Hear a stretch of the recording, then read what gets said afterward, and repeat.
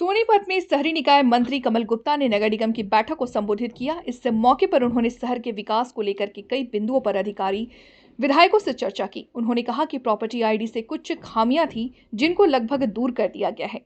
उन्होंने कहा कि जिस तरह से नोटबंदी जीएसटी को लागू करने का जोखिम बीजेपी ने उठाया, उसी तरीके से प्रॉपर्टी आईडी लागू करने वाले हरियाणा पहला प्रांत बना है।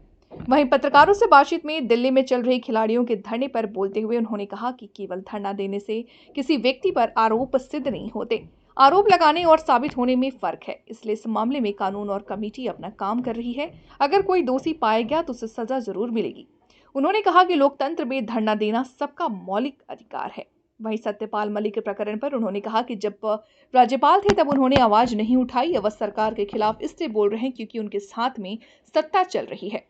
सत्ता चली गई है और आपको बता दें कि कुर्सी के लिए छटपटा रहे हैं। उन्होंने राहुल गांधी पर भी निशाना साधा और कहा कि राहुल गांधी भारत जोड़ो यात्रा निकाल रही हैं। देखिए, मैं पूरे हरियाणा में सभी जिलों का प्रवास कर रहा हूं और उस प्रवास की दृष्टि से मैं इस सोनीपत आने से पहले 17 जिलों में घूमकर आया हूं। ये मेरा 18वां जिला है और अभी शाम को मैं पानीपत जिले में जाऊंगा और जिस प्रकार की मीटिंग मैंने यहाँ ली है उसी प्रकार की मीटिंग मैं पानीपत में भी लूँगा।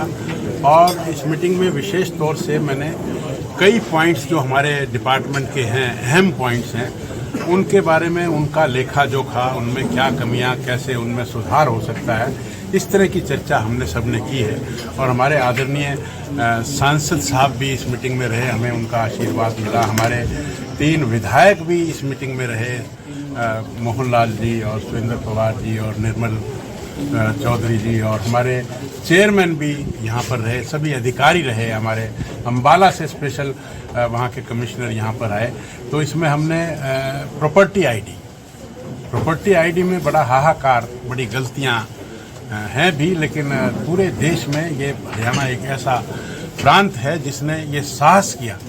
अब माननीय मोदी जी ने जिस तरह से नोटबंदी की, वेनेजुएला में तो 2 दिन में नोटबंदी का जो एक्ट था वो वापस ले लिया गया, लेकिन हमने नोटबंदी को इम्प्लीमेंट किया और उसके चैलेंज को स्वीकार किया। हमने जीएसटी के चैलेंज को स्वीकार किया। तो ऐसे ही हमने प्रॉपर्टी आईडी के मामले को भी स्वीकार किया, चैलेंज को स्वीकारा और उसको हम पूरा कर रहे हैं। और हमने लगभग वो 80-90% उसको ठीक भी कर दिया है। फिर हमने स्वामित्व योजना की बात, माननीय मुख्यमंत्री जी ने कहा कि जिन लोगों को 20 साल से अधिक ऐसी कोई प्रॉपर्टी मिली है जो किराए पर है या लीज पर है, तो उसका मालिकाना हक उसको दें। कितनी बड़ी बात है, कितनी बड़ी दरियादिली है। तो इसमें हमने दी भी हैं। उसमें कुछ अड़चनें आ रही थी, उनको भी हमने सॉल्व करने का प्रयास किया है। इसी प्रकार से जिसने भी इस धरती पर जन्म लिया तो उसको रोटी, कपड़ा, मकान, स्वास्थ्य और शिक्षा, तो इसलिए हमने कहा कि जो अनअप्रूव्ड कॉलोनी है उनको भी सबको हम अप्रूव्ड करें और शनह हम उनको अप्रूव करने का एक प्रोसेस जारी किए हुए हैं। हमने उनमें रूल्स में काफ़ी हमने उसको रिलैक्सेशन दी है। और उसके बाद नगर दर्शन, जो हम हर आदमी लिखकर जो डिमांड करता है कि मेरी गली बनवाई जाए, मेरी पार्क की सफाई करवाई जाए, मेरे यहाँ पानी की व्यवस्था की जाए, तो ऐसी सभी व्यवस्थाओं की जो डिमांड्स हैं वो नगर दर्शन के पोर्टल पर डालकर और फिर उसकी अप्रूवल, अनअप्रूवल और एडमिनिस्ट्रेटिव और फाइनेंशियल और टेक्निकल अप्रूवल करके और उसको वर्क भी, टेंडर भी ऑनलाइन अप्रूव करके, ताकि भ्रष्टाचार दूर हो।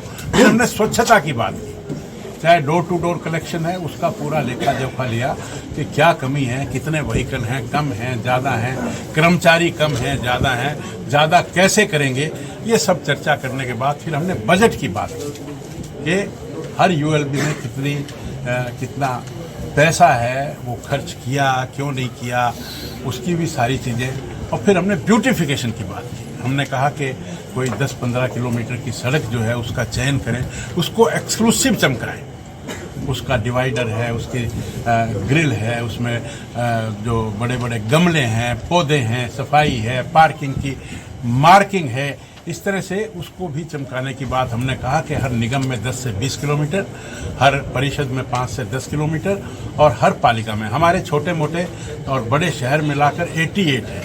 तो 88 यूएलबीज में ये सड़क का, शहर का, पार्कों का, शमशान का, सबको इसका सौंदर्यीकरण किया जाए ताकि लोगों को ये शमशान में जाने के बाद भी ये लगे कि वो किसी रमणीक स्थान पर आए।